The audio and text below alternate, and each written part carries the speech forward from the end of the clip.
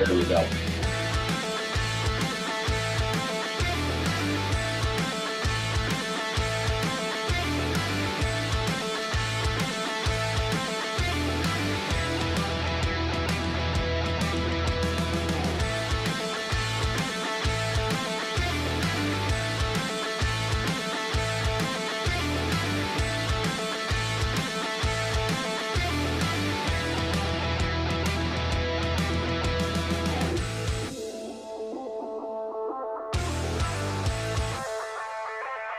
Oh man, it was Dusty Dollar in the house first tonight, right? Actually got to meet him live out on the cross-country motorcycle chase this week. It was an absolute pleasure. Him and his son came out and hung out with us while Barry Wardlaw was changing his motor in the parking lot garage. Mark, Jessica, good to have you here. Hey man, this is Chris with Cycle Source Magazine. I'm going to be your engineer this evening on this episode of Torque Performance. Glad to have you guys on board with us. If you're wondering what Torque is a show that goes live every Thursday, 9 p.m. Eastern Standard Time. Typically, we're doing a makeup show because while I was on the road, I kind of screwed these guys out of a show. Killer show, all about performance from the V-twin industry and the parts, accessories, and processes that make it happen. We're going live in just 3.5 minutes with this one, but listen, you don't have to just sit back and be an observer. That comment box that's going on the left-hand side, that will put forth your questions, comments, and concerns throughout the show. No matter where you're watching from, YouTube, Facebook, or otherwise, you can throw your comments up there, and the hosts, Jason Hallman and John O'Brien, will get to them throughout the show. And as always, we encourage you to hit the like and share button, help us get this thing out further every time we go live. Levi Sheets, good to have you in the house. MFA, good to see you here. 2.5 minutes, we're going live with Torque. Stick around.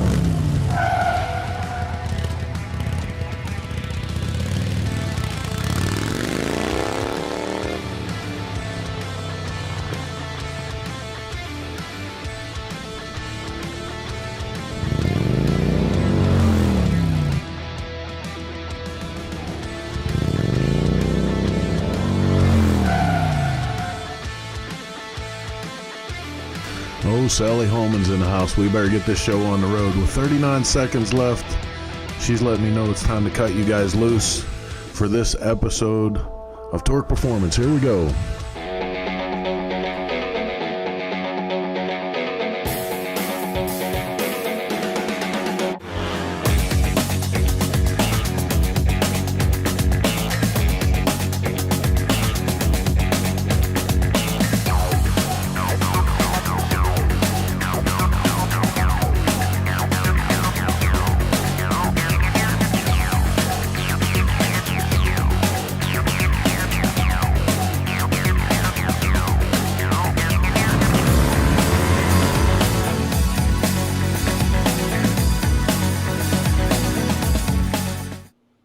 Oh, welcome back to the Shine Werks studio. It is a lovely Monday evening. I'm here with my co-host, Mr. John O'Brien. Are you there, John? I'm here. Monday night. You know, I'm going to be falling asleep halfway through. Monday nights are my thing.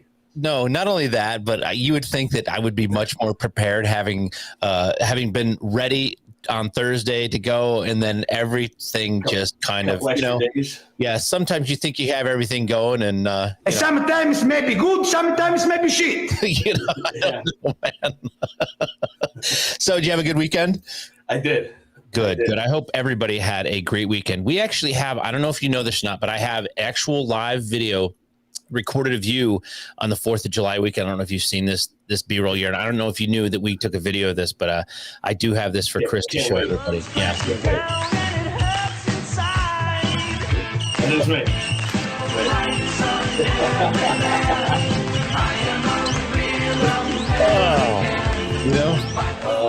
How did you get that barbell out into the boat, dude? America. America. Yeah. Oh God, I needed. Listen, I needed that after today. The swim trunks bring the best out of me. Right. Yeah. Right. So we had a lot of stuff has happened.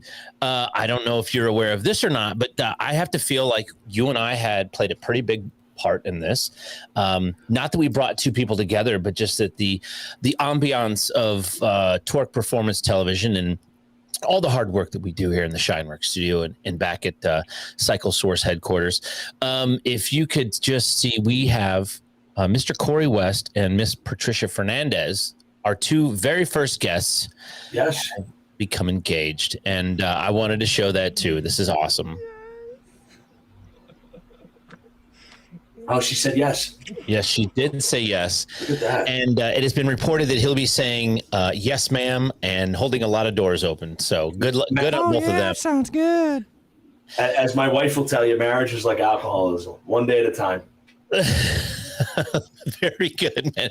I'm going to have to get you one of them bumper stickers. Lots of stuff to cover tonight. We've got a fantastic guest, Mr. Tony Tucker from Tucker Speed out in Ogden, Utah. He's a flat track racer, and now we can put Pro Stock Bagger GP racer under or next to his name. He and his team were out in Utah when I was there, and I spent some time with him at that point in time, just kind of chopping it up, talking a little bit about, how things were going, what they thought about the track. And we've got a couple of segments to show you tonight from that. And we're going to actually have Tony is live with us waiting in the green room to come on. He builds some cool bikes. He did. He built the bike. He raced himself. Performance-driven bikes. Took it right from the dyno to the track. Yeah. Right from the dyno to the track. There was a race last weekend, and so, I have to tell you that it's lost on me. The Moto America thing, the Bagger Racing League thing. There was. I don't know if you saw, I think you're the one that posted it. Tyler O'Hara went down, kind of low-sided the bike. It looked like something locked up in the front end when he got back on the track. So I don't know that he finished or if he did or that. And so did you follow that race? That was, I guess he qualified. He was the fastest qualifying in the qualifying race Saturday. Okay. And then he was doing a couple laps after the qualifying, and that's when he went down. He got right back up. And then, but when he took off from the start line, it was very, very rough, and I think that killed him for pretty much the whole race. He came in second, did he not? He came in second, but once Kyle was in the lead, it was like him and a lot of distance between him and the next bike from the replay that I saw. And it was just him jockeying for two at that point. I think awesome this race, the hooligan race, the Bagger race. I watched both of them. I loved them. The KTM's just destroyed the hooligan. Really? Yeah. I don't have enough bandwidth to. I've got to figure this out. How to see all these different races. I know. I'm pretty hyper focused on. I get blinders on not because I want to, but because I feel like I have to. I get pulled in a lot of different directions, and I think the smoke is obviously out of the bottle, right? I mean, this. I don't see this. I see Harley Racing actually, or V-Twin Racing, actually growing exponentially here over the next, foreseeable future. I don't see an end in sight. I don't hear any low lying, anybody being kind of subversive or not being, saying that things are not good. I did see there was something that happened with the Alloy Art team, and I was not able actually to get. So I guess there was teams that tried to, after Bagger Racing League, they wanted to compete in the King of Baggers over at Motor America. So some teams were let in and other teams weren't. Right. And yes, so they were saying they were just inundated with registrations. So I think they were earlier on when Motor America and Bagger Racing League, whatever took place there initially before the start of the season, when guys, I guess, were picking sides between Bagger Racing League and Motor America. I think they. I kind of feel like there's a little bit of posturing there, and yes. I guess I don't know what I'm talking about when I say that. I feel like there's some posturing, and I feel like it's our job, if we're going to do a good job at this and we're going to report things the way that they're supposed to happen, is reporting in the way that they did happen and what we see. And so I think I listen, man, you and I talk about this all the time, that a rising tide lifts all ships. Like, everybody has to have a seat at the table if they're gonna do the work to get there. And those guys in that video, when I watched as long as they bring stuff to the table, they should be at the table. Guys that don't bring stuff to the table, fucking stay home. You know what I mean? But Alloy Art is somebody that brings a lot to the table. They, they had a bike in each class last week. Right? They were. Two or three classes they were in. There were no clowns at all in Utah, John. Yeah. None. Nobody there was clown. I mean, even the dudes like what I'm saying is they brought so much to that race. No, that's what I mean. Like, there was nobody there just to I don't know. Yeah. It was not a hang. There was people hanging, but that's not why they went, right? Yeah. There was a whole group of dudes that were what I would consider sportsman racers, that they were doing track days and they were going to outlaw races, and they're doing whatever they wanted to do, regardless if there was a Bagger Racing League or not. But it was a legit, I was impressed. And so I don't understand the difference between the two. It looks like there were some teams that maybe had a little bit bigger footprint at Moto America, but Moto America is a giant thing, isn't it? I mean, it's never going to be Bagger Racing. It's never going to be hooligan racing, right? And they didn't see the potential in the V-Twin racing until it happened. And then when it happened, I think they wanted to pick and choose who was involved. Well, you know what I mean?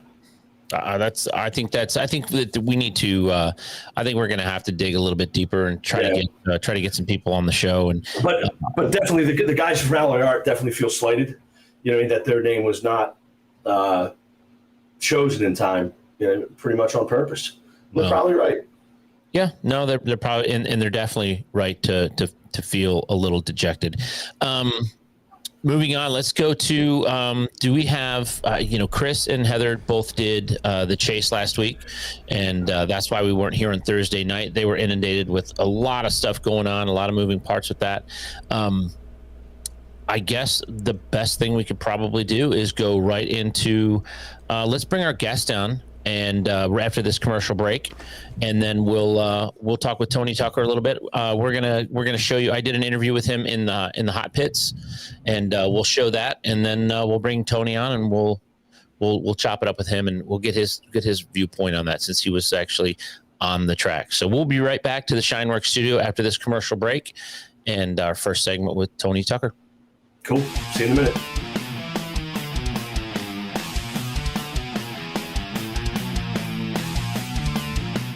Hey guys, Mikkel here from Clockworks. Today I'm going to talk to you about a fantastic cleaning product that we offer called Shine Werks. I usually apply the product on one side of the microfiber towel and usually have a dry side, so kind of like the Karate Kid, you're going to do a wax on, wax off, clean it with one side, flip it to the dry side, you'll have no streaks left.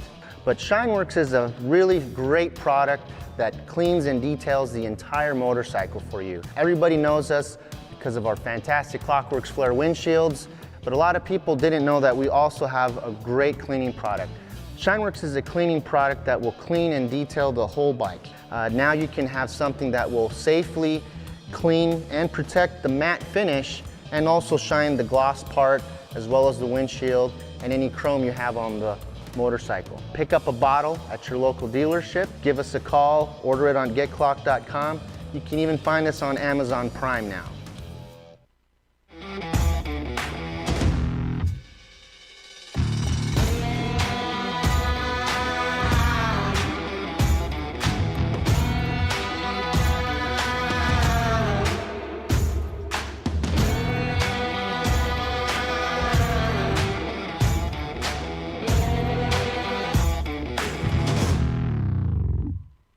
What's up, guys? This is Carl from Lucky Speed Shop, and you're watching Torque Television. Everything we do at the track shapes what we build for the street and the dirt. You can see how bad these guys want it. A race to the line. For us, racing is not for the trophies or the glory. We compete because it makes everything we do faster, more durable, and tested to a higher standard. For S&S, racing is the ultimate in proven performance, and we've been proving it since 1958. And welcome back to the Shine Werks studio, John. I think that we do need to get to, we forgot the news segment, so before the break. So let's go ahead and we'll bring Chris in for our Torque 60 minutes or 60 seconds. All right, John and Jason. This would be a long time, right? Yeah, 60 minutes. I'm like, oh, I don't have that much news. But hey, man, this is Chris with Cycle Source Magazine, and this is the Torque Quick 60.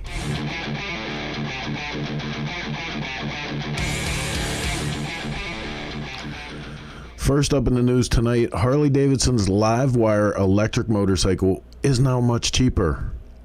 Livewire, the newly formed electric sub-brand of Harley-Davidson, has just pulled the cover off the new Livewire 1, an evolution of the previous Livewire electric motorcycle. This new bike offers up more usability while also carrying an MSRP much friendlier than before. Livewire 1 is slated to start at $21,999, although a federal tax of $2,500 will drop the effective purchase price below $20,000 for customers. This is significantly cheaper than Harley's first Livewire product, which carried a base price of $29,799. So where does that come from, Chris? What did they cut? Did they just take the bar and shield off of it and automatically it's less money? Or I'm not trying to be a smart ass. No, you know, there's big speculation. Like a lot of us said right off the bat, there's only two reasons why a company takes part of their brand lineup and makes it a sub brand. You know, if you have an opportunity that you're going to sell that whole brand as a separate unit, or if you want to distance yourself from it and you're going to bankrupt it and try to cut bait, right?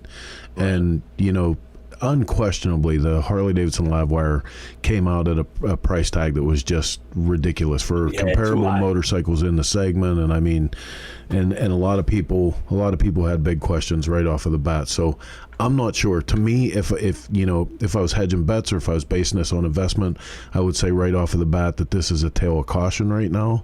And you know, there's unstable ground. Chris, you've seen this before in the past with other, you brought it up with other OEMs.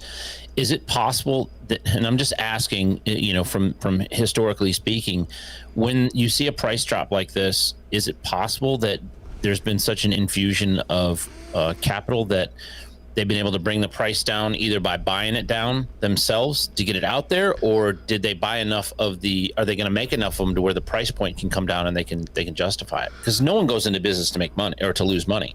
No, I think honestly this was just overestimating, you know, their ability to capture real estate in that segment. I really do. I mean, there was a lot of people competing for that, and I want to be perfectly clear. Although I'm the chopper guy of the group, I am not a hater of this technology. You know, it was maybe 10 years ago that I saw my first electric motorcycle at Bonneville, and I was absolutely in love with that. I loved how fast. I don't want to have that as my daily ride. You know, I'm not sure I'm going to have a hard choice between the 49 panhead chopper and the electric motorcycle, but I'm not a hater of this. I don't hate electric vehicles. I just have big questions about the infrastructure, you know, how adaptable they're going to be, and the big thing that goes on is the price point, man. I mean, it's an expensive endeavor, you know, and 20's a lot cheaper than 30. But here's the thing, you know, when you hear about the government tax credit, I mean, that was one of the reasons why Tesla was able to pull a lot of the early growth that they did with their program, because the government was funding it. You know what I mean? And like, anytime the government's funding anything, they can steer it how they want it to go, but it comes with a lot of complicated bureaucracy. That's a complicated word to say, but I know what you mean about that. It's just, I don't think I just want to preface that too, that I don't hate the technology. I have no interest in it personally, and it's not going to, I just don't see it as a way that I'm going to get around anytime soon. I mean, I'm not into it. I want to, you know, I'm into internal combustion engines. Hey man, I was talking to a cat from India, and we were talking about the transportation situation there. You know what I mean? The fact that like you have to have a motorcycle to get around in India most days. I would love nothing more, especially in city centers, to see, instead of the city bikes lined up there, to see little electric motorcycles. But even at 20 grand a pop, that shit's way off. It's way off from happening. But it'd be great. It'd be great if there was, you know, those fleet rental programs and stuff that you could actually use this as urban transportation.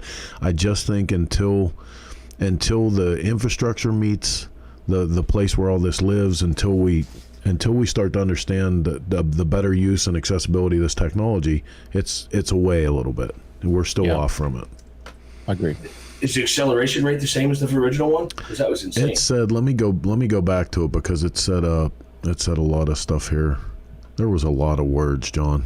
Several words. Despite being a more affordable offering, the Livewire 1 will provide customers with some advantages over the company's earlier effort. Range is now expected to fall around 146 city miles, which is a big thing. That was a big deterrent on the first model. A marked improvement over the 110 city miles of previous iteration was able to achieve. No highway range estimates were provided, but expected the figure to fall below 146 mile figure. Livewire hasn't shared many technical details about the bike yet, though the range increase is likely the result of an upgraded battery. Speaking of the battery, the charging of the Livewire 1 from empty to fully juiced will only take 60 minutes with a DC fast charger, should you be short on time. Livewire says a 0 to 80% charge can happen in just 45 minutes on the same DC charger. Aside from the fast charging, other key features include a 6-axis internal measurement unit to aid traction control and ABS. So is this a company that's owned by Harley, or is this a totally different company?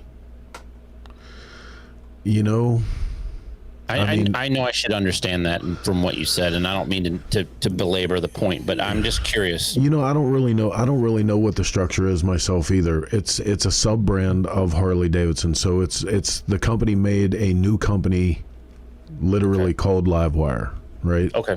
But I don't know what the corporate structure is. I don't know if there's, you know, other concerns involved, how that works. But like I said, the big thing is, if you take historically, and I don't want to get too deep in this because it sounds like bullshit, and this is a fun show.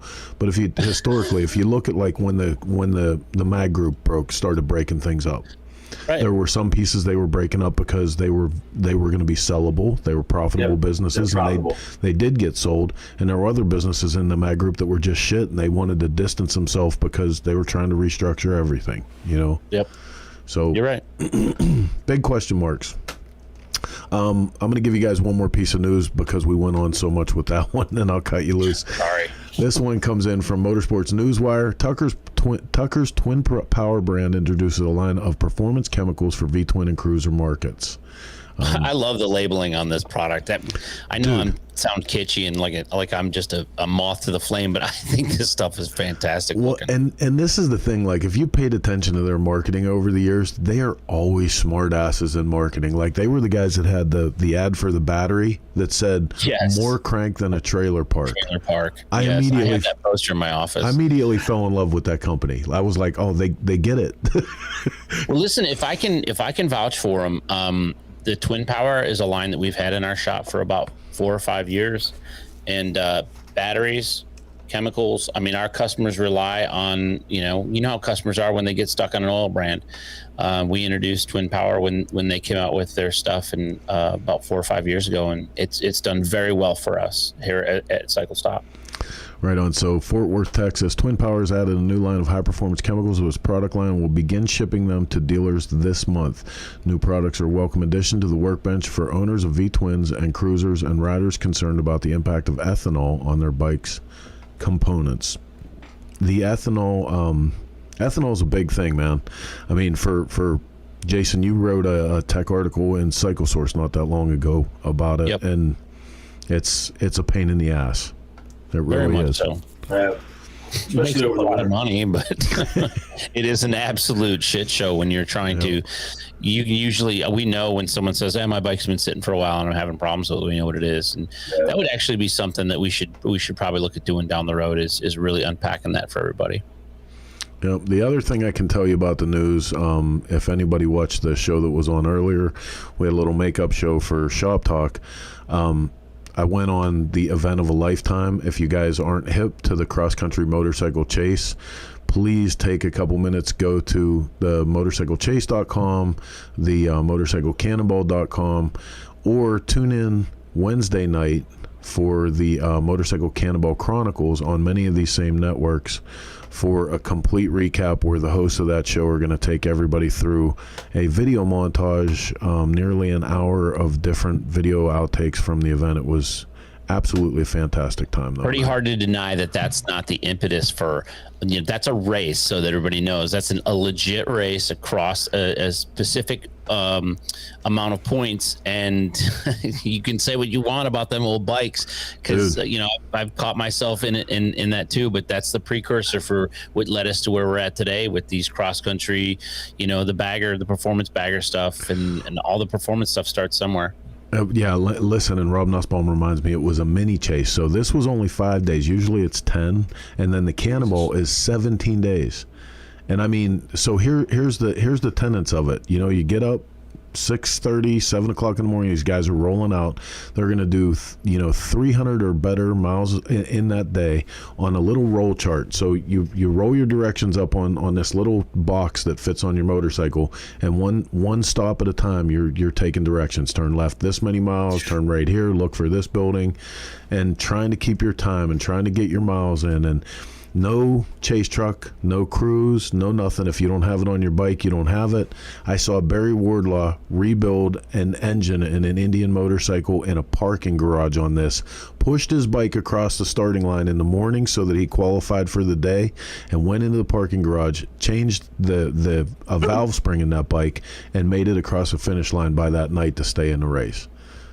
Badass. Just Barry Wardlaw is one of my heroes anyways. Accurate engineering. I mean, I could tell you some funny stories about riding some bikes that he built motors in that are 103-inch pan heads with hand shift and no wheelbase. And dude, we had the privilege of riding with all these guys and cutting through the pack and filming and everything, and you could always hear Barry come with his patented ha. I forget what the hell he calls that, man, but here comes Barry. He's just so full of life and energy about stuff and having a hell of a good time. That's awesome, man. And you know what?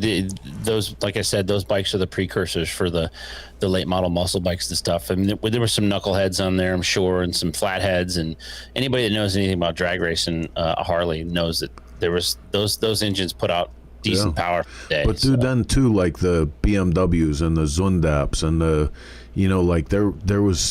there was stuff that I'd never even heard of, old tiny motorcycles that guys were just like, yeah, watch me ride this thing 300 miles today. Yeah, these dudes are serious about it too. Yep. It's awesome. Yep. Right on, man. Well, listen, I'm going to cut you guys loose. Once again, I'm Chris from Cycle Source Magazine. Thank you guys for spending some time with me. This has been the Torque Quick 60.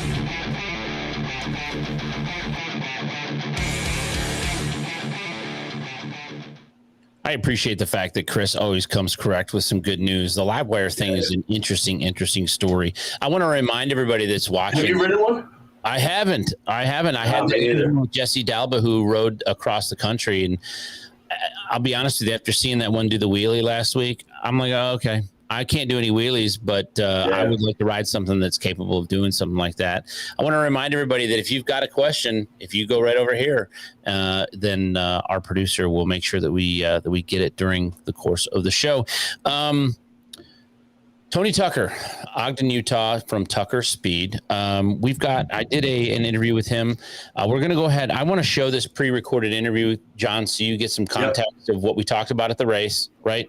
And then we'll come back from this and we'll talk with Tony Tucker live in the Shine Werks studio. We'll be right back.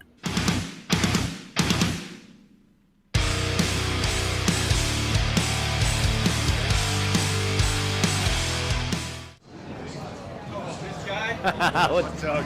How are you? Yeah. You doing well? Yeah. Cool. I'm going to give you this. I'm going to ask you some questions. Sure. You're going to say you're the first one. I come back to try to find you, and you're already half disrobed. How's the track? The track is fun. It's super technical. Yeah, that's what, this is everybody the first said. time I've ever ridden this track. Really? So, okay. That first practice session was the first time I've ever ridden this bike, and the first time I've ever ridden that track. Right. And it felt great. The bike felt really good. That's good. Tell me a little bit about this one, because you guys built this one in-house, right? In-house. I built it. I'm riding it. So it's all on you. It's me. No excuses, right? I built the bike. I built the motor. I tuned it. Are you crew chiefing for yourself too, or? Pretty much. I mean, I got some guys here doing all the grunt work. Yeah, got my crew, but they're doing the work, but I'm kind of pointing the finger. It's nice that you do so much traveling. It's nice to have something a little bit close to your shop, right? Yeah. Nothing is ever in Utah, so it's great to be home right now. Right? Yeah, if I wanted to, I could sleep in my own bed tonight. Right? But we're staying out here just to, Awesome. get the full this experience. thing's very cool, dude. It turned out. I'm excited. I literally finished the bike like 1 a.m. Thursday night. Right? And drove out Friday morning. So you dyno tuned it? I was on the dyno at midnight. I'm sure your neighbors were happy with that. Yeah, but oh well, racers got to do what a racer's got to do, right? Yeah. No, this thing's awesome. So I'm together. freaking excited. Like that, I wish I could get more people to understand like how cool this actually is and how big this actually is. Yeah, I think it's going to potential be big. I think it's really cool. I think it's good not only for spectators, but I think it's good for guys like us that have a shop. All of everything we do here, we can go home and we can sell performance products to guys. Yeah. Suspension. If you're putting it on brakes, the track and putting your money where your mouth is. We're testing it. Yeah, exactly. Yeah. So it's good for all the way around, Good deal. Well, cool, man. Can you do one thing for me? Yeah. Can you say I'm Tony Tucker from Tucker Speed and you're watching Torque Performance Television? Yeah. Cool. I'm Tony Tucker from Tucker Speed, and you're watching Torque TV. Oh, there he is. There you go. Look at that fella. Man, I appreciate it. I gotta tell you, like, of all the people that we've had on, you had your shit together faster than anybody. You got Jordan over there working for you, and I had like all the pictures and everything I needed like right away, and I appreciate that, man. How you doing? Yeah, he keeps everything rolling. I'm great. Yeah.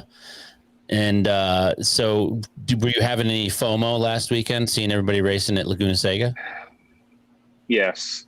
To the point I almost didn't want to watch the race just because I wanted to be there so bad. And that track is such a bucket list, track to go ride at some point. I just wanted to be there so bad. But, sometimes I have to work, earn some money. Right? Yeah, you got to figure out how to get all those minions get enough minions in there so you can just play around. Yeah, one of my first questions was, do you want to race the bagger again? There goes that, Yeah. Well, yeah. I'm waiting for BRL to kind of announce another race. I'll probably do some local races back out here at UMC just with the sport bike group that's here, just to go out and get some track time and ride the bike. How I was a little taken aback when we got into the motorsports campus there in Salt Lake, that how pro everybody looked right out of the gate. I mean, there was no, even the sportsman guys that I keep calling the sportsman guys, the guys that do the track days and the outlaw races and stuff that were out there. Everybody had everything together in such an amazing presentation and had everything organized and where do you credit that? Where does that, I mean, everybody seemed to have that, your team included. Yeah, I guess I would credit that to probably the nature of road racing, I guess. Coming from a hooligan background, that was definitely not a hooligan pit by any means. You could walk to a hooligan pit, and there's guys laying in the dirt passed out from the night before, or whatever.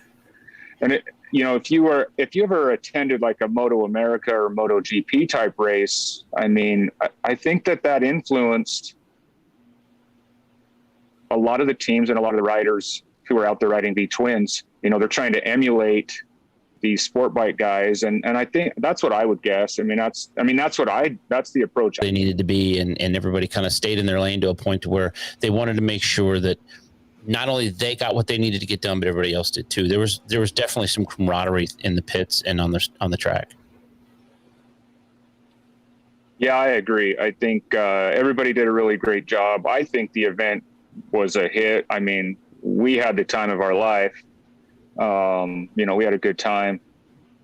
But I think overall,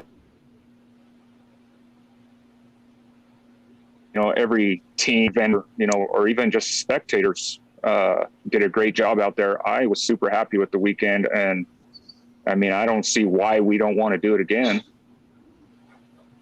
No, I hope that it does go off. Hey, we've got a couple people calling in or messaging in. Tucker Thompson says, "There's my Uncle Tony." That's my nephew, yeah. And then you've got some hellos from Rhett D. Giordano. That's okay. That's Rhett Rotten, is it not? And Rob Dorr from J&L Harley in Sioux Falls. So they just wanted to just want to say hi to you. So, cool. John, so let's unpack a couple things because you didn't get a chance to be there. I missed the race. Keep bringing it up. Yeah, I know. I'm going to continue to do that until you and I are. But so one of the things that John, that you were pretty hyper focused on, was you were watching it from afar. So what did you see?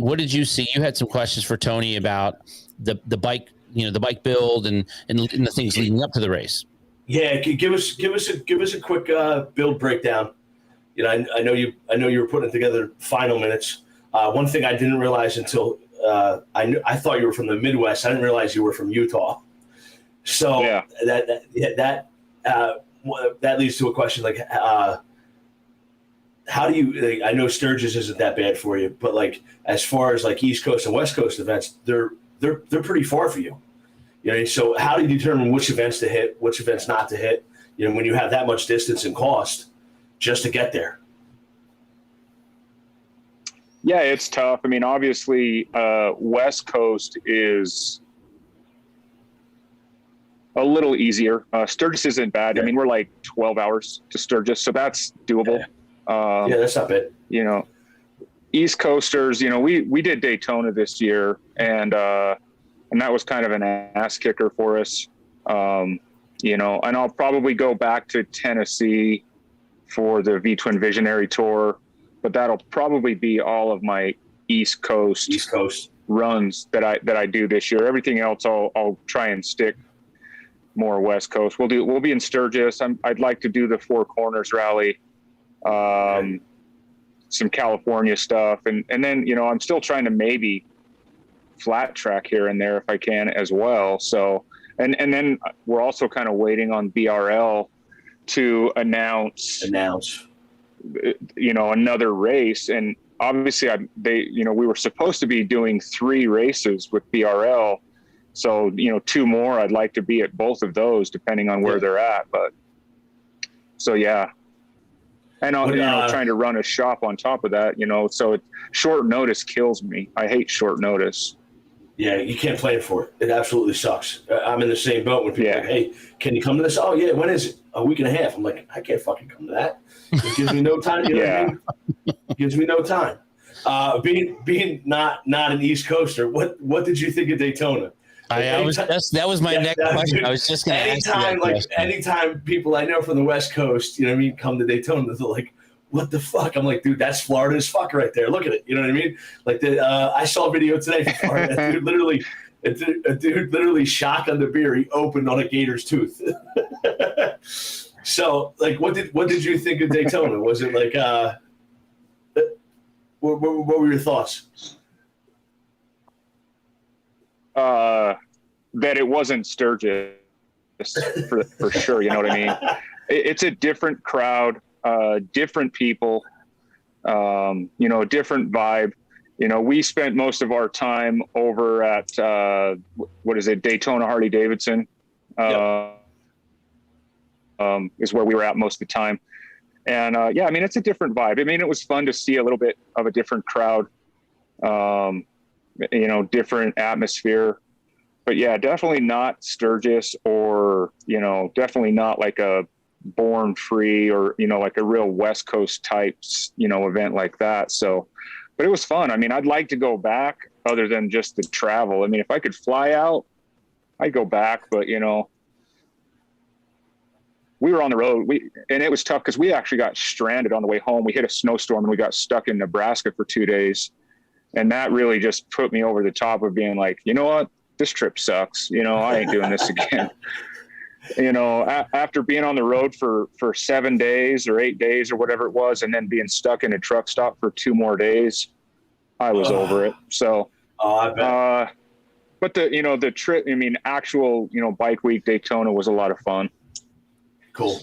Yeah, you got to have the right ambassador for Florida. If everybody that complains about Florida, they complain about the same thing, and I'm like, you gotta come hang with the locals. And like, I can show you where all the cool stuff goes down, man. Oh yeah, sounds good. Were you able to get out of town or out in town and see anything besides over at Destination Daytona there, Ross Myers? Yeah, we ran.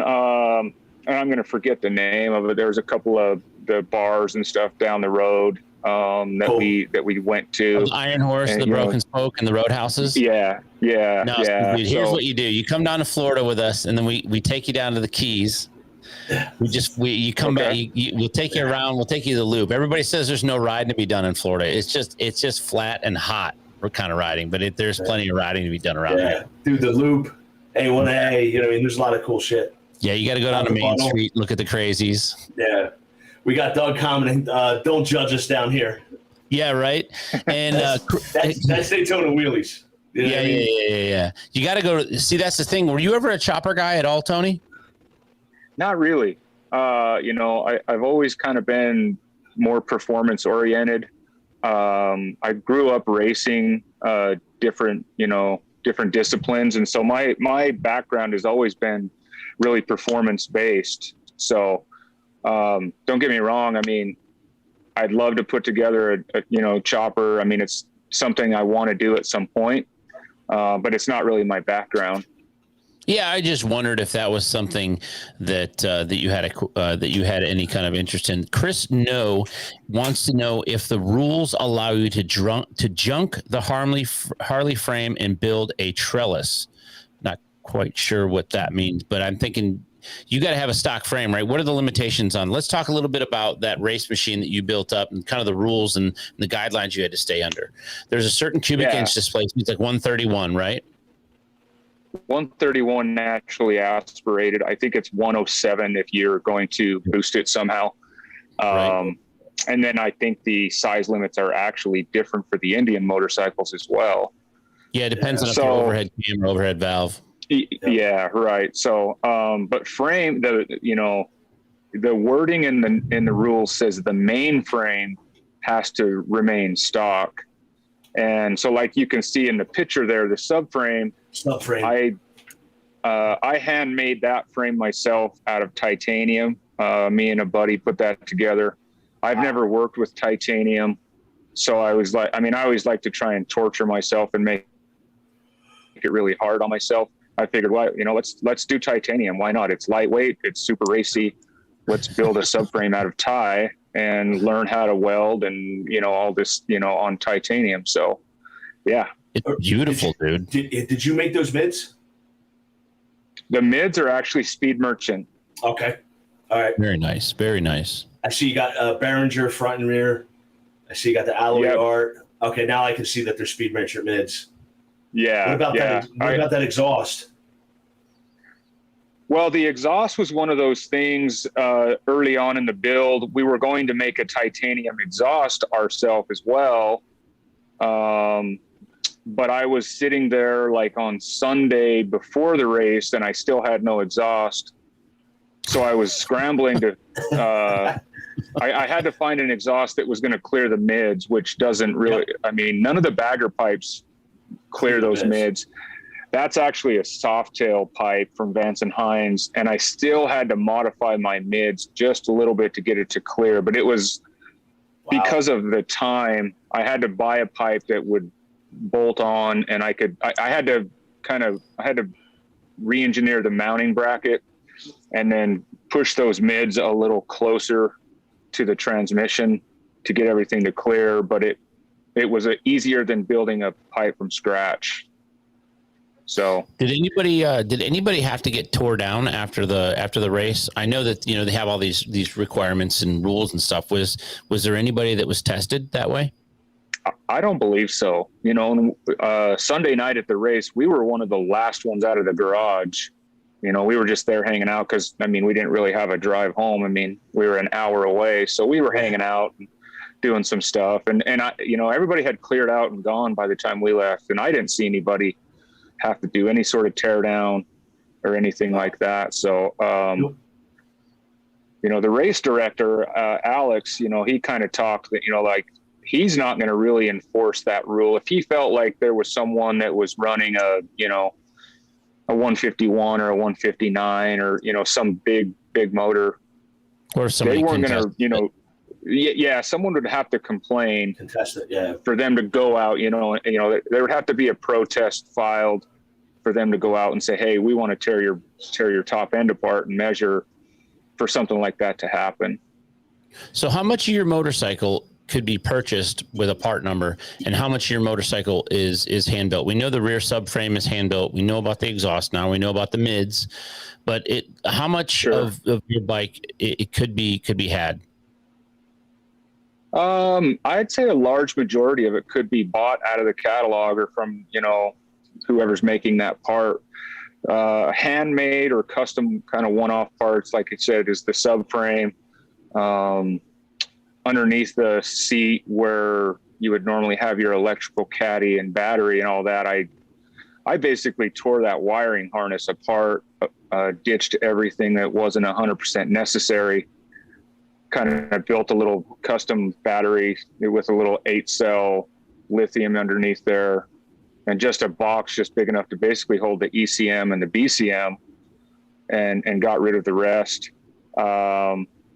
That's actually a stock Road Glide fairing that we fiberglassed in the front, you know, headlight hole, and then had it painted.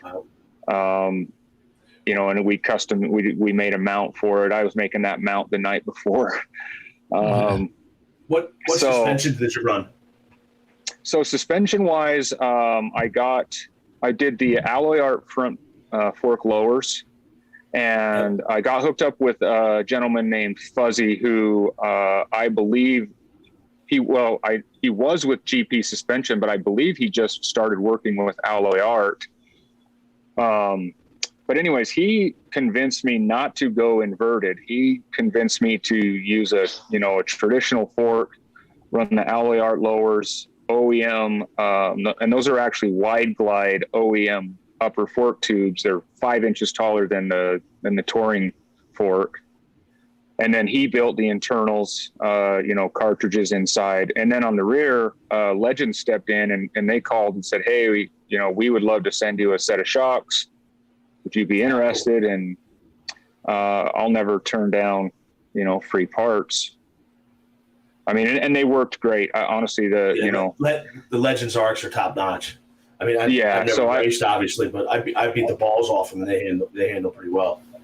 Yeah, I was really happy. The bike handled amazing. So suspension really was on point. I was really happy with the way the bike handled.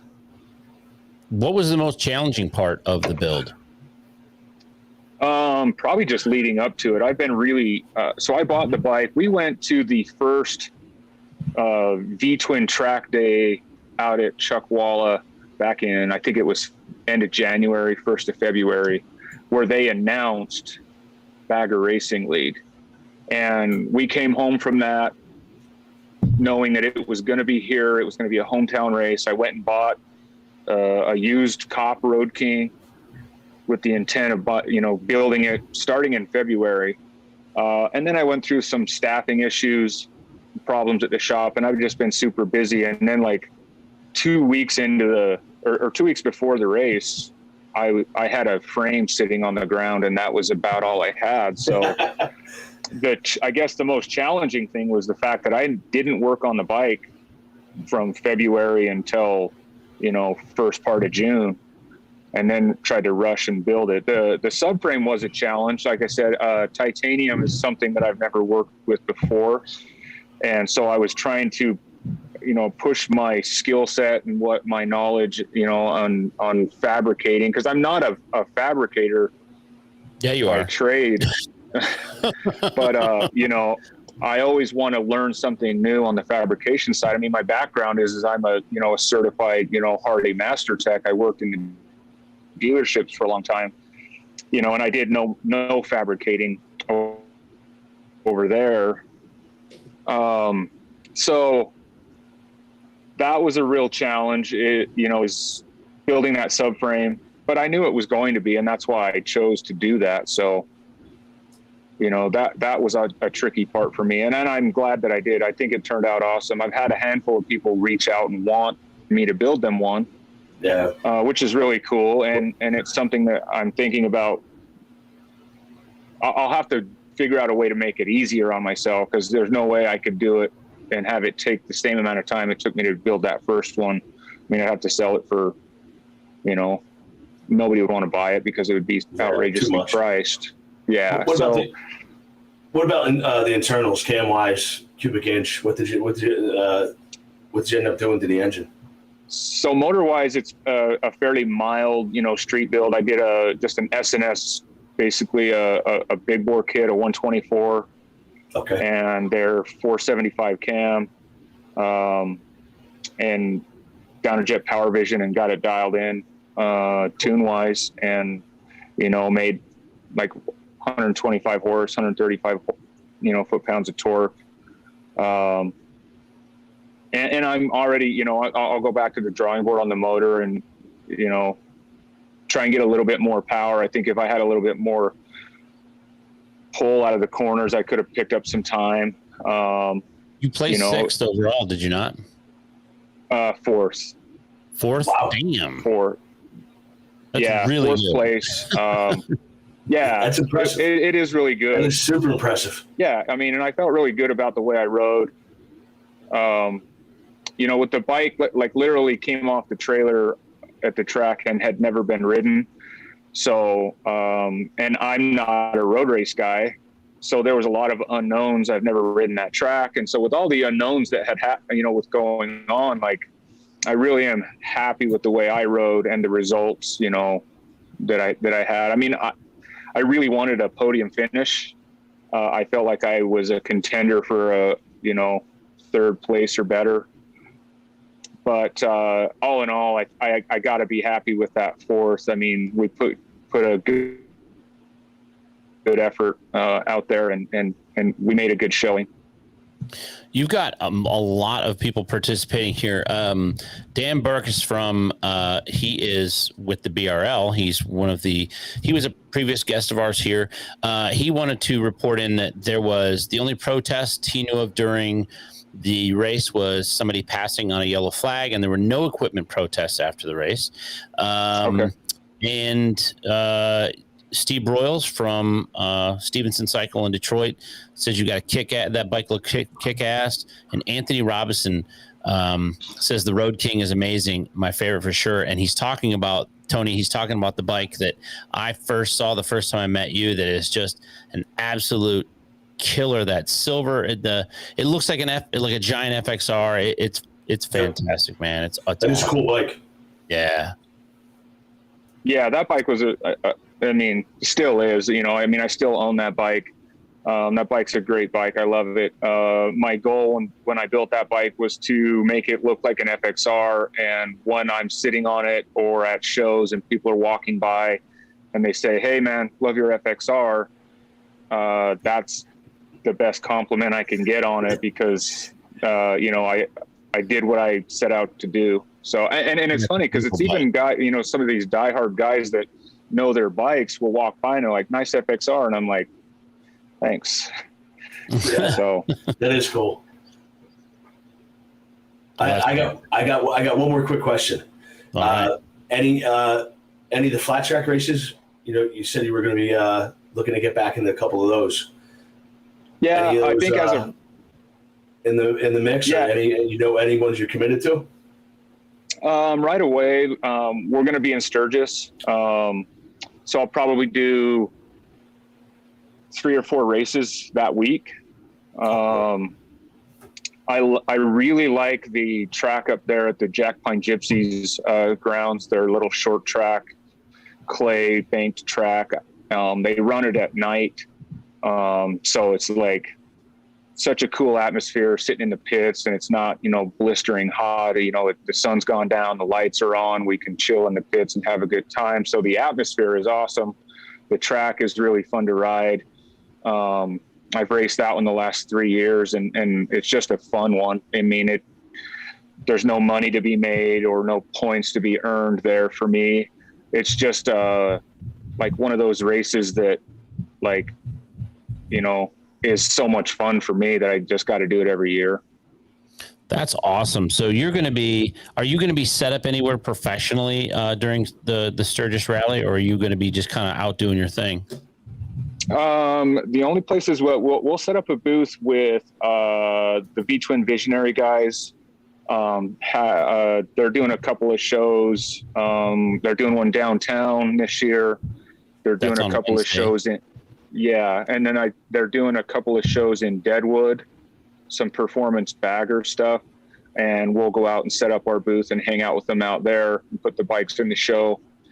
And then after that, we'll do some flat track racing and then we'll just kind of be in vacation mode, hanging out, riding, doing our thing the rest of the week. Well, we'd love to have you come and hang out with us at our show at the Steel Pony Campground on Tuesday from 11 to 4. And if you can't make that, we'd love to have you for having our Torque launch party that night at the Iron Horse Saloon. So we'd love to see yourself and your bride and your team. We always have a good time with you guys. Why don't you tell everybody where they can find you online? So yeah, our website is just tuckerspeed.com. We're on Instagram and Facebook. You know, we really try and stay really active on social media. We've also got our YouTube channel where we've been posting, you know, all of our race adventures. We make race videos, kind of a recap of like getting ready for the race, and then, you know, kind of a recap. We have some informational videos, product videos, stuff like that. So yeah, check us out there, and you know, stay informed on where we're going, what we're doing, what we got going on. So, and tuckerspeed.com is a great place. You can go get yourself some heat wave glasses. You can get yourself some official Tucker Speedwear. Like shirts look pretty cool. Kick-ass hat and some of the shirts that you had. And Tony, I appreciate you taking the time to meet up with us tonight. I look forward to seeing you in a few weeks in Sturgis, and maybe cracking a cold one with you and kicking back and doing some laughing and stuff. And I appreciate you coming out. John, do you have anything else? No, thanks for coming by and hanging out. That's all. Yeah, thank you guys. Very much, yeah, thank you guys. Thanks everybody. Cool. All right, man. He's always such a great guy, and he comes correct. We're going to go to commercial break, and when we come back, we've got Tech with Mark Matthews from Texas Performance MC, and we've got John, I did something special for you, tonight. I love you so much, and I know you couldn't make the race in Utah, so I made a nice little video for you, just kind of showing you around the Utah Motorsports Complex, and we'll be right back in the Shine Werks studio just after this.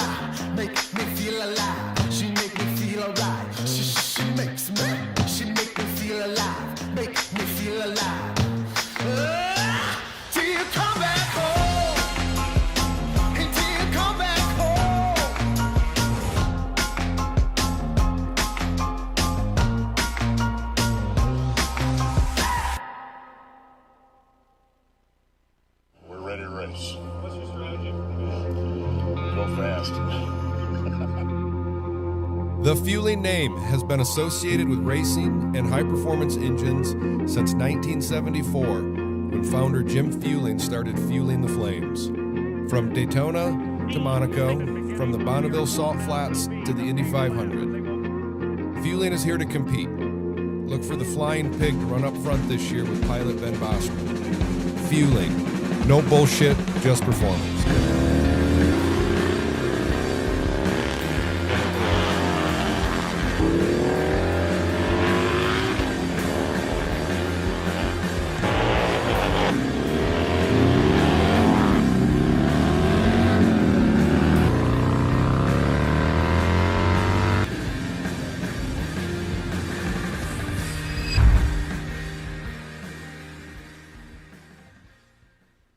Law Tigers did it again with 3 amazing prize packages worth more than $120,000. It's Stylin' in Sturgis. The third place prize is worth more than $10,000. The Law Tigers are bringing you the 81st annual Sturgis Motorcycle Rally to you with a full bagger sound system from Rockford Fosgate, a custom 1911 from Magnum Research, and a Fatty HD from Fat Scooter. Sign up now at ltsturgis.com for your chance to win the biggest giveaway in Sturgis history.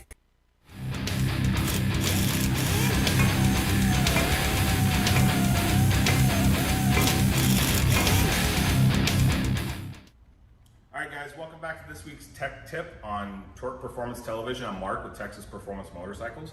And this week we're going to go over how we like to adjust throttle cables and why it's so important. The basic tools you're going to need to go ahead and do this adjustment, and we include lubricating as part of the adjustment, is you're going to need typically a T25 or some way to remove the upper from the lower switch housing if you have throttle cables. You're going to need, on a stock application, 2 3/8 wrenches. If you have aftermarket cables, they might be 5/16, they might be whatever, but typically they're going to be the same size. You're going to need 2 of those, and then you're going to need 2 types of lube. We like to run this inox lube for actually lubricating the cable and the throttle sleeve, and then we also like to use some petroleum jelly, and we'll show you where we like to use that in a second. So you're going to start by removing the upper and lower switch housing screws.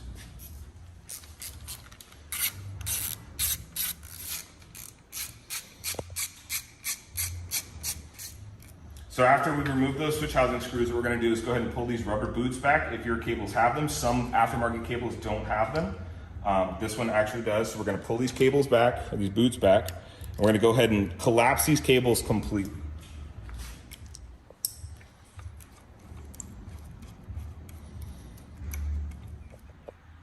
All right, so now with the cables completely collapsed, we're going to go ahead and lubricate the cables, the ferrules, and the actual throttle sleeve.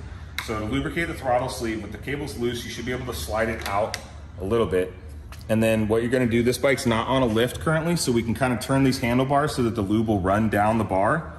And then we're going to lube just kind of where the throttle slides around on. We're just going to put a couple drops in there, work it back and forth with the throttle, try and get it in everywhere.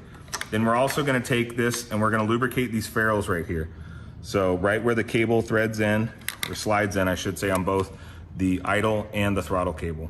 And then we're going to take this bottle, and the reason it has this little needle is we're going to shove it down in between the throttle sleeve and the cable, way down inside there.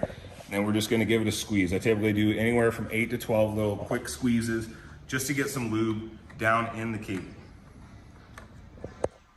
All right, once we've lubricated everything, we're going to go ahead and put the upper and lower switch housings back together. The 2 things you want to make sure you're paying attention to, make sure you don't have your cable in a weird position where it's going to get pinched somewhere when you put them in, and you also want to make sure that your brake switch is not going to get broken when you tighten it down. It's really, really common that that brake switch kind of gets stuck behind this lever somewhere, and when you tighten everything down, it snaps that brake switch. So we're going to go ahead and put these together, and then we'll show you the adjustment process. All right, and then so before we adjust this cable, what we're going to want to do is make sure that the throttle stop is backed out all the way. If this thing's run in at all, it can affect your adjustment and give you some false readings in there. So with this thing backed out all the way, the first thing we're going to adjust is the throttle cable. This is the pull cable in the push-pull system. It's typically your front cable. And the way we're going to adjust that is we're going to twist the throttle wide open, and then we're basically going to rotate this guy back, kind of giving it a quick bounce until we start hearing the actual throttle blade hit the throttle stop on the physical either carburetor or throttle valve. So as you can see right now, the throttle blade's not opening all the way. And so what we're doing is we're just giving it a quick little tap until we hear it start making contact on the actual stop. So like right there, you can hear a light soft contact. And then what I typically do is I'll go one more half rotation past that. So which is 3 flats on a typical cable. So I'll go 1, 2, 3 flats, just to make sure that we are for sure hitting the throttle stop and you are getting 100% throttle. Typically, on a cable that's not adjusted correctly, that's the #1 thing, is that you're actually not hitting 100% throttle. You're stopping anywhere from 90 to 80% throttle, depending on the cable adjustment. And so then once that's adjusted, we're going to adjust the idle cable. The idle cable is kind of what controls your free play. So right now we have a pretty good amount of free play. What you want to do with this cable is keep adjusting it until you have about an 1/8 inch of free play. And where I like to judge is at the seam. So at the seam, from the upper to the lower, you should have about 1/8 of an inch, which if you don't know what an 1/8 of an inch looks like, grab an Allen key, an 1/8 inch Allen key, you'll be able to tell real easy. And then if your bike has the front wheel to where you can turn it, just check both sides, both locks. So you want it to have a little bit of play on both locks. So right now in this lock, we have almost no play. So I'm gonna turn it in just a little bit more. So you have a little bit. Typically your right lock is gonna be the tighter side and your left lock is gonna be the looser side. So we have a lot of free play here on this left side. We turn it back to the right side, we have much less. And so we just want a tiny bit of free play on this right side. And then on the left side, we should have a ton more. And then that's it. We're gonna lock down these jam nuts real quick, and then we'll show you where we use that petroleum gel.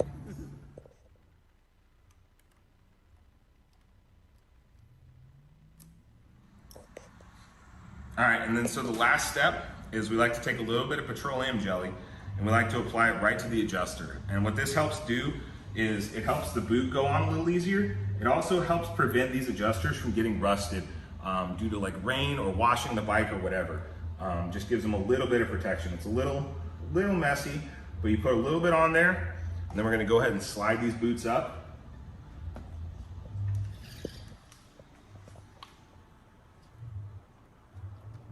And then we're gonna wipe off any of the excess. All right, guys, that's how we like to adjust cables here at Texas Performance Motorcycles. There's no right or wrong way. This is just how we do the adjustment. Thanks for tuning in to this week's Tech Tips on Torque Performance Television. Make sure to follow us on Instagram, Texas Performance MC. Check out our website. We have a new web store coming soon, texasperformancemc.com. And don't forget to follow Torque Performance Television at Torque Mag USA on Instagram. And we'll catch you next week, Thursday at 9 p.m. Eastern on Torque Performance Television.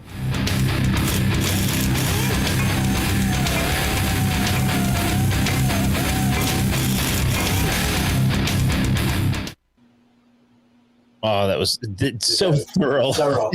I got a little worried when he said when he wondered about when he said I'll show you later what I'm going to do with the petroleum jelly. I was afraid it was going to be a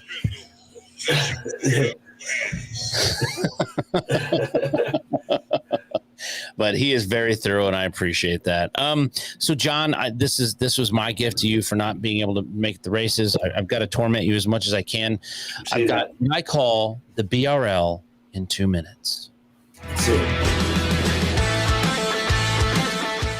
On the weekend of July 27th and 28th, I traveled to Salt Lake City, Utah for the Bagger Racing League's inaugural Bagger Racing event.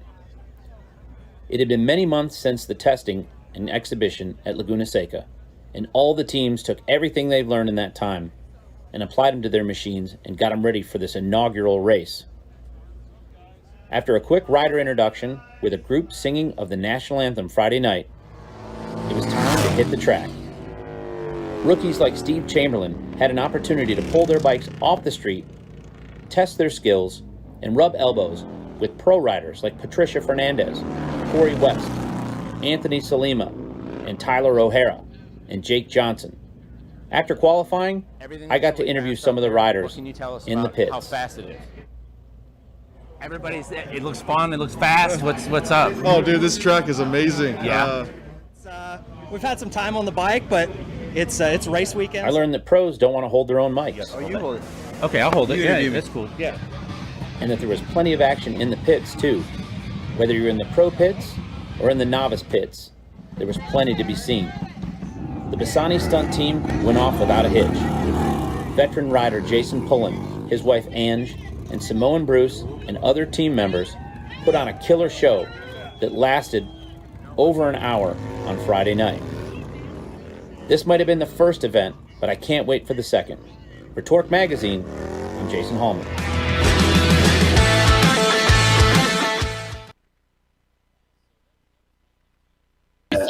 It's pretty. It sucked that I missed it. It looks pretty cool. We're going to make the next one for sure. You and I will both be at the next one. So what? All these rumors about the next one. I know. Well, it's coming. Oh. We just don't. We've heard all we hear is rumors. So eventually, we're going to hear. Eventually, we're going to get some dates, and we're going to get some flights, and we're going to have a good time. So we'll get out there. So it's time for our From the Gram segment. I picked four. I picked three like typical videos that we'd pick, and then I picked one heartwarming video, and we'll start with the heartwarming video, and that's our first video in our From the Gram series, and I'll lead into that right now. Let's see it.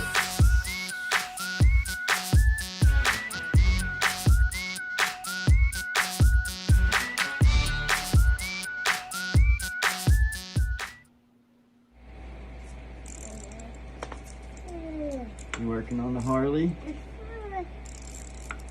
Good job. What's the motorcycle say? Vroom. I thought, we show all these people crashing all the time, and that I thought, I was going through the feed and I saw that, and I was like, yeah, that took me back. I know you got 3 or 4 boys, whatever. 3 boys. I've got 2 girls, so I know all about where that guy's coming from. So the next one that was from at Motor Harley Davidson Cycles. This next one is from that's _L_Matador. And I have to tell you, John, some of these I haven't shared them with you. Some of these are pretty epic.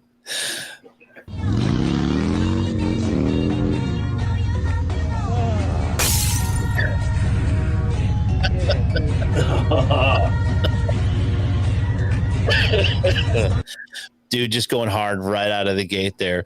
That's from that _L_Matador. What was that? Was that fresh paint, or was it just? I don't know. That was nah. That was unloading the tire. There you go. Yeah, no, he wasn't anywhere near the paint. No, I hate it when I see guys do that on the street, and you see parts like actually shattering down the road, leaving the bike. This next one is no one got hurt in this one. Too bad, but this one's actually kind of funny from at KenFro19.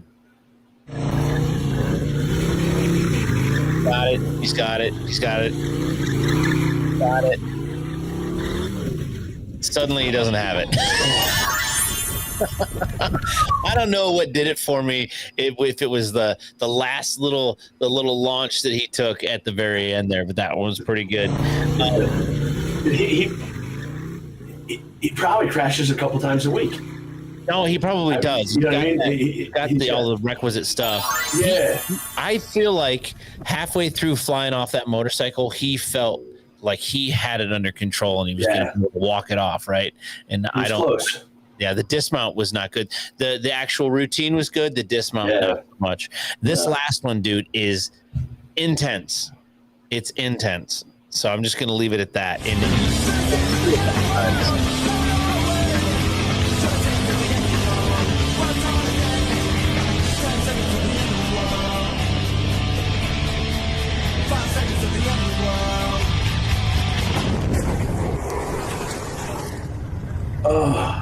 Do you see what just happened? He hit the other dude. Dude, he turned right in front of his pal. Dude.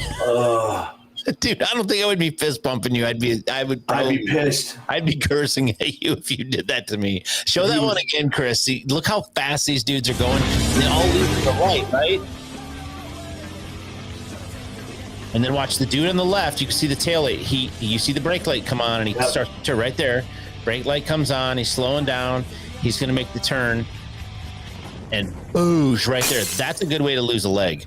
Yes. I'm not going to lie. They're all very lucky. And that's why I showed this, is because they were walking around afterwards. Otherwise, it would have been very bad. Very bad. Oh, man, what happened? Yeah, exactly. Holy shit.